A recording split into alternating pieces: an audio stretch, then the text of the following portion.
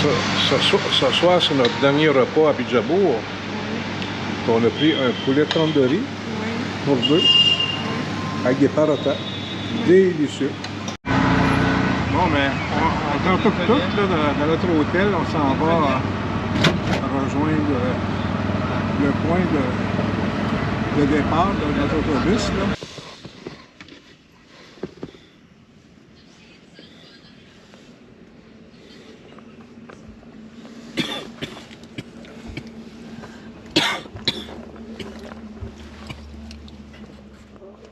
Hier, prendre le bus à 11h30. Finalement, ça n'a pas été avant 1h, 1h30.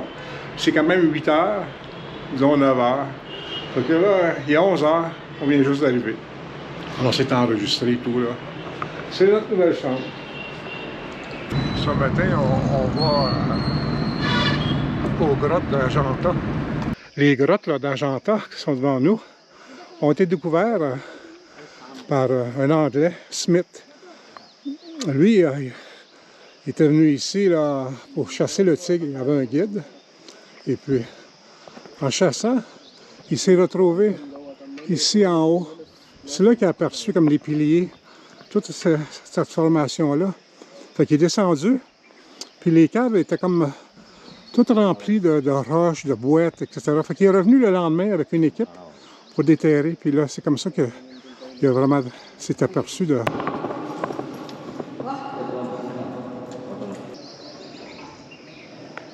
Et ce sont des moines qui ont fait ça, là. T'sais.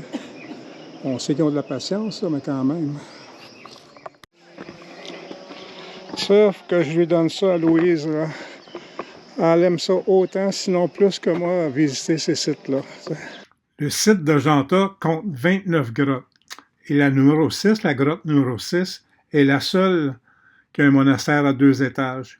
Et à l'intérieur, on va y retrouver Bouddha, les sculptures de Bouddha, 2 sculptures de Bouddha dans la pose de l'instructeur. L'autre, je ne suis pas monté en haut, là, je trouvais ça trop abrupt.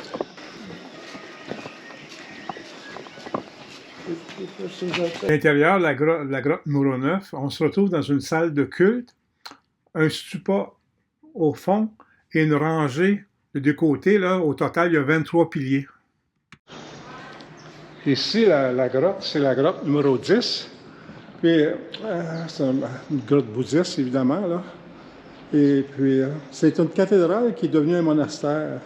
Construite un siècle avant notre ère, elle compte 39 piliers, plus un stupa.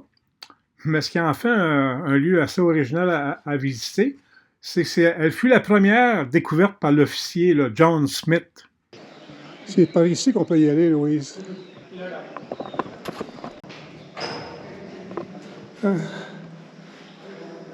All the best for you. All the best for you, Sydney. Hopefully you have more experience. And then we can write a book on it, okay? Si. When you are back there, we can document your book, write a book on it. OK. Wow. C'est environ à mi-chemin du parcours, là, ici. Un autre travail colossal, là.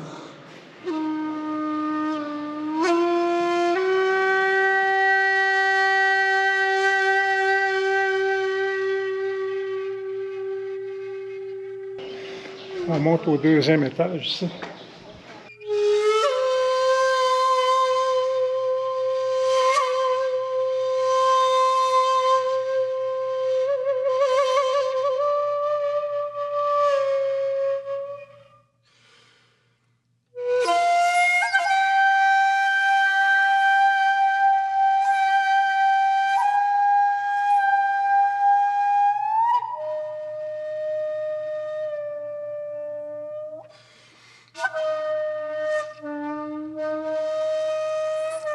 On va entrer.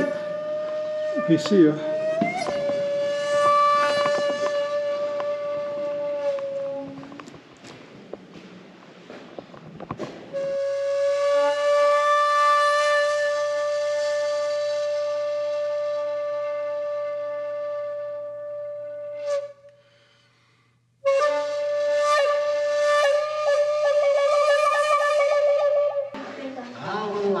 Vas-y, oui. Vas-y.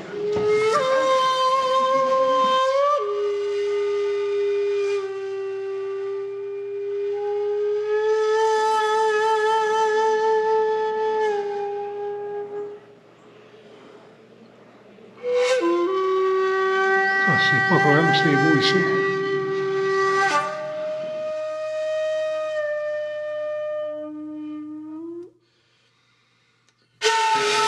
Le seul point d'entrée dans la grotte numéro 21 a été fait au 6e siècle.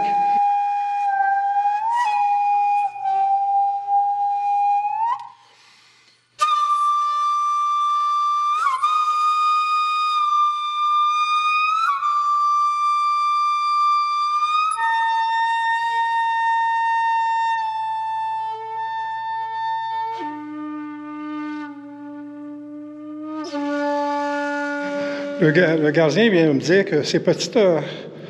c'est pas... Un moine par petite grotte, puis c'était pour méditer. Comment il dégageait, là, c'est vraiment du haut. On est carré, on faisait le haut, toute la longueur, toute le carré voulu. Puis là, après ça, on enlevait une autre couche, supposons 1 mètre à la grandeur, puis on descendait tranquillement. Wow! Un autre de ses affaires, tu sais.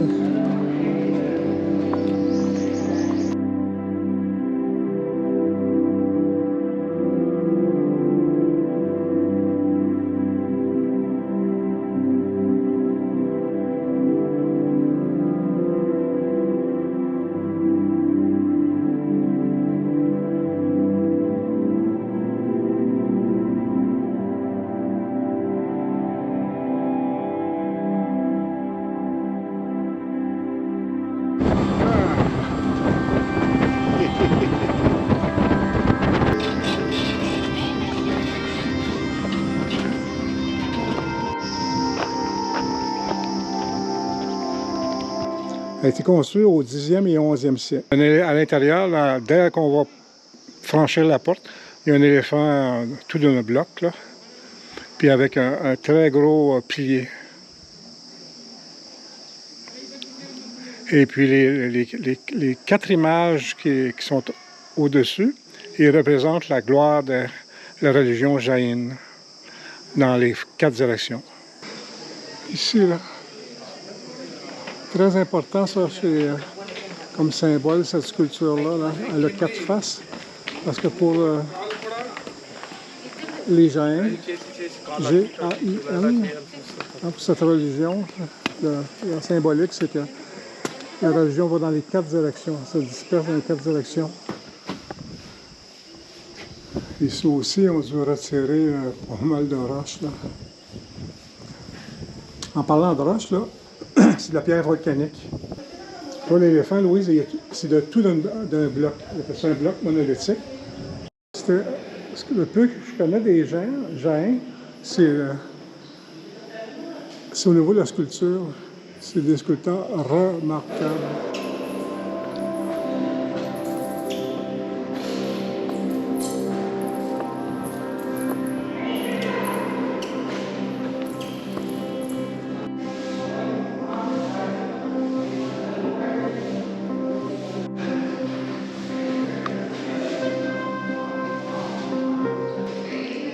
Ça, on voit qu'il y avait de la peinture avant.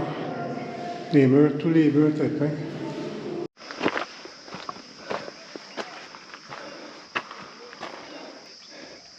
Encore ici, on voit comment il procédait. On voit très bien.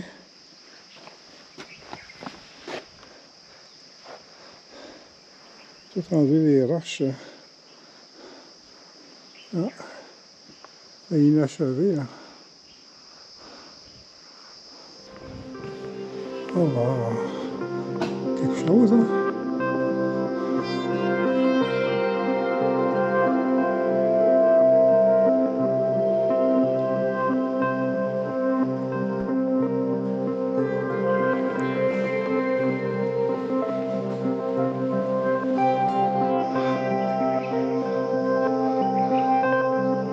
Ils ont quand même travaillé en haut ici, là.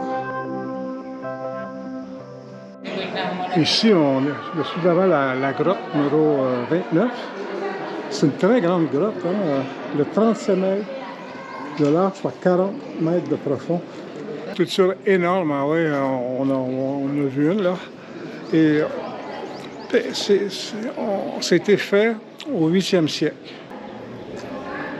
La grotte est dédicacée à Shiva.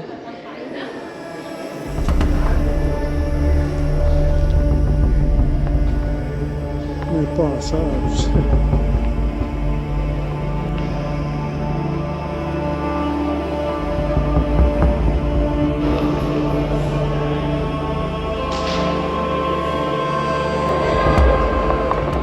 Vous voyez, c'est une représentation de Shiva.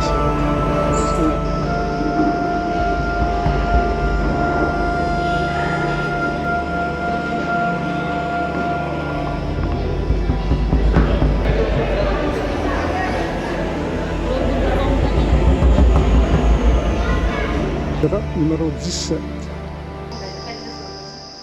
Wow, c'est les piliers, là, c'est quelque chose, hein? Regardez ça, la grosseur.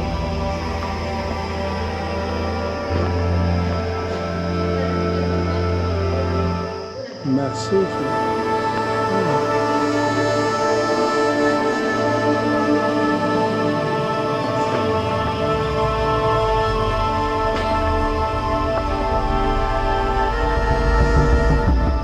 Je suis devant à l'entrée de la grotte 21, qui est dédiée à Shiva. On a creusé, enlevé la pierre, au 7e siècle. C'est une des vieilles.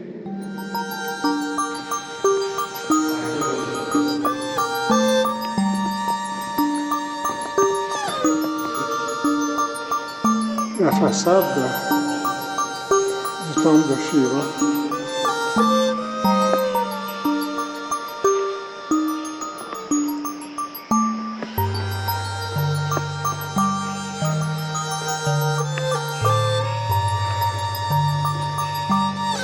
Oui, il est juste là. C'est la représentation, en tout cas.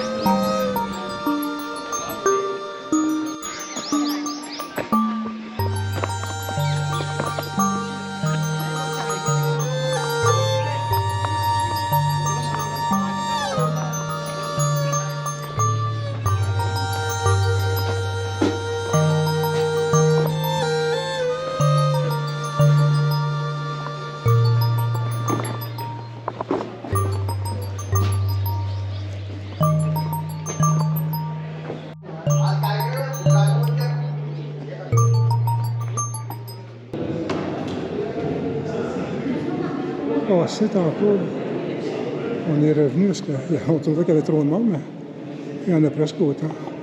Il y a beaucoup de fresques ici.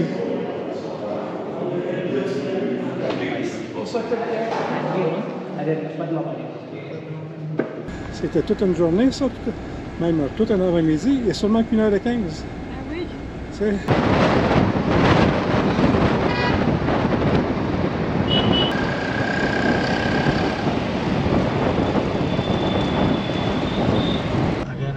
C'était la porte de Delhi.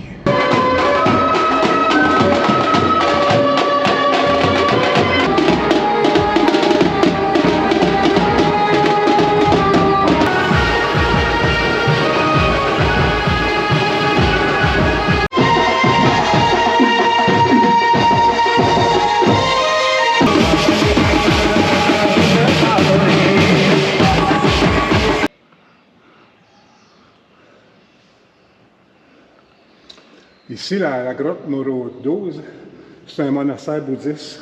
C'est pour ça que c'est aussi grand.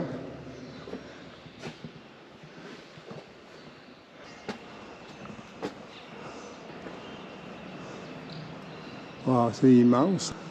Un sanctuaire qui est dédié au dieu Bouddha. C'est le Bouddha qu'on retrouve à l'intérieur.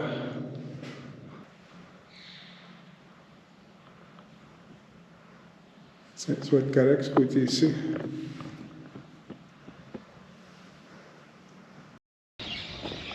absolument incroyable. Hein? Dès qu'on franchit la grande porte, là, on est devant. On a creusé 2 tranchées là, de 80 mètres de haut.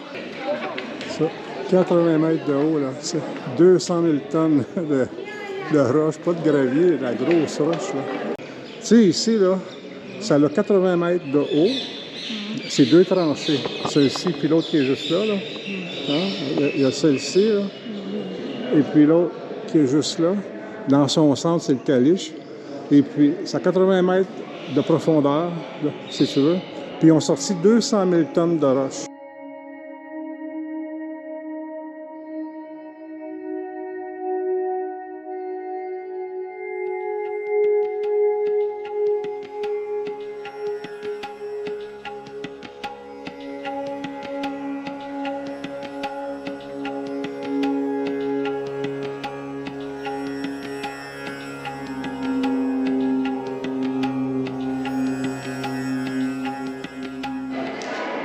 Vous voyez, on voit très très bien la masse, là.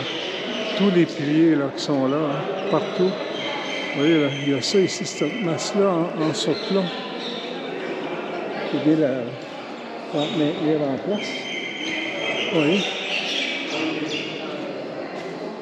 Du haut là, jusqu'au sol, 80 mètres. Je le sais, je le dis souvent, mais je dis ça à ma place, là, j'en reviendrai pas. C'est épatant là, ce qui a été fait ici.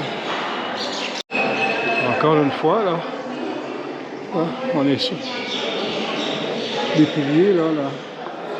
C'est pas juste l'ornementation, là, pour faire beau, là.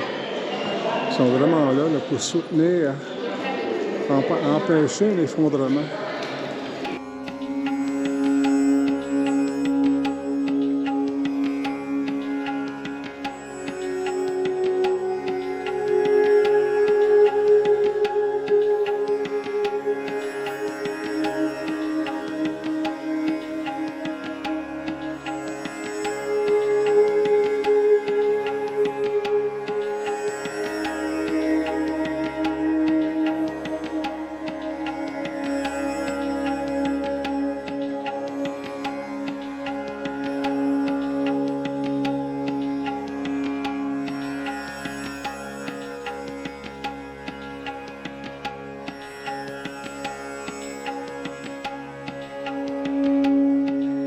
Après avoir creusé les 2 tranchées de 80 mètres de haut, de déplacer toute cette terre-là, pas toute cette roche-là, il y en avait pour 200 000 tonnes.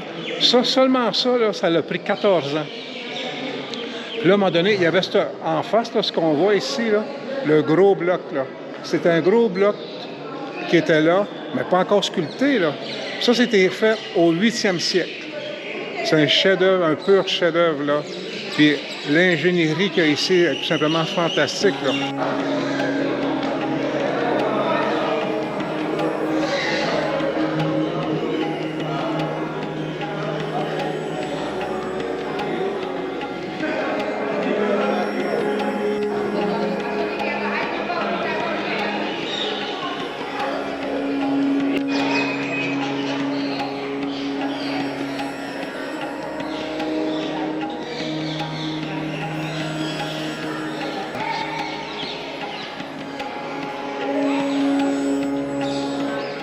L'intérieur, là,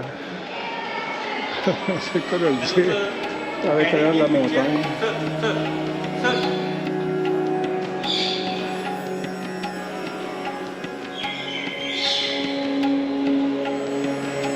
Et voilà.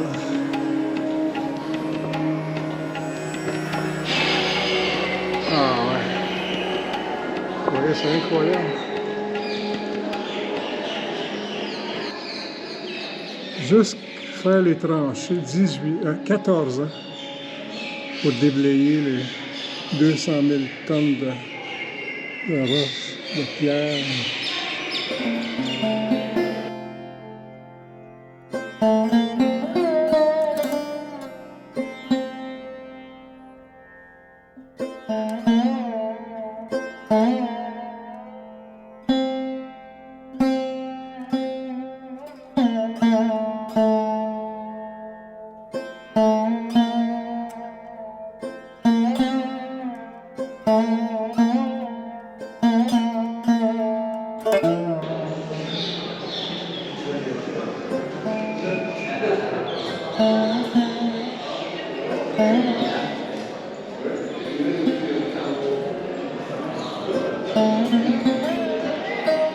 Tu vois, l'éléphant, là, c'est d'un seul bloc qui était fait. Sur le panneau, ce que je viens de lire, il dit que les deux choses les plus remarquables de la grotte numéro 10, c'est sa façade. Le travail de la façade. Là, ah oui, c'est vrai que c'est beau. Hein? Puis à l'étage numéro 2, là, au deuxième étage, c'est la musique. Je ne sais pas qu'est-ce qu'ils entendent par ça. Là. Elle a été construite au 7e siècle, au début du 7e siècle.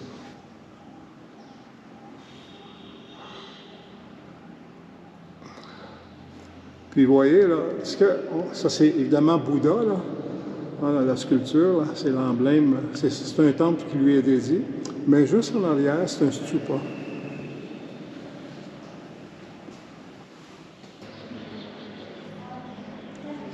Puis comme on a vu un monastère, et il n'y vivait pas. C'était seulement de la méditation.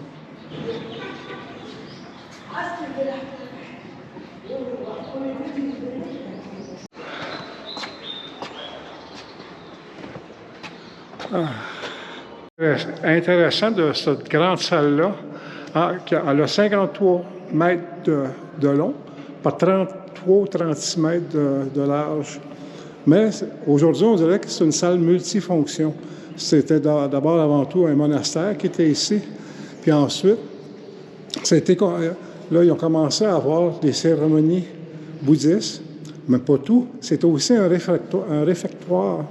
Hein, dans une salle à manger. Et puis, tu vois ici comment c'est fait.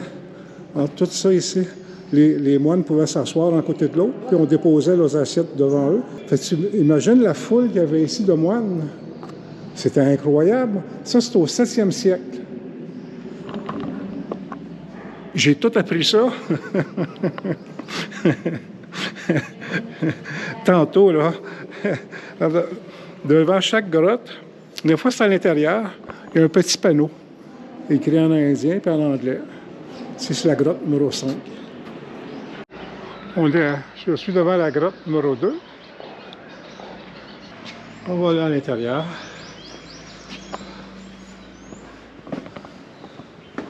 Oh wow! Regardez-moi ça, les piliers là. La grotte numéro 2, là, toujours dédiée à Bouddha. C'est assez grand, hein? On parle de tout près de 28 mètres par 20 mètres. C'est assez grand. Mais ce qui est souligné, là, c'est la dimension et le travail de tous les piliers. Ce qui en fait, là, sa marque là, distinctive. C'est vrai qu'ils sont beaux. Puis l'autre marque qu'on disait aussi, ce qui était remarquable, c'était toutes les grandes sculptures, hein, le grand format de Bouddha dans différentes postures qu'ils pouvaient emprunter. Évidemment, la numéro 16, là, de 16 à 1, là, plusieurs, là, on ne les a pas tous faits. Là, et puis, celle qu'on a vue, c'est remarquable, remarquable. Oui. City of Gate. Il y en avait, à l'origine, il y en avait 57. On fait une guerre, là, une lutte armée contre les Britanniques, avant l'indépendance. Ils ne disent pas l'année, par exemple. C'est avant l'indépendance, 30, 40 ans avant, ils ne disent pas l'année. Mais ça a été sérieux, là. C'était pas juste des accrochages, ce sens-là. Ils voulaient les foutre dehors. Ça, ils avaient bien raison, là.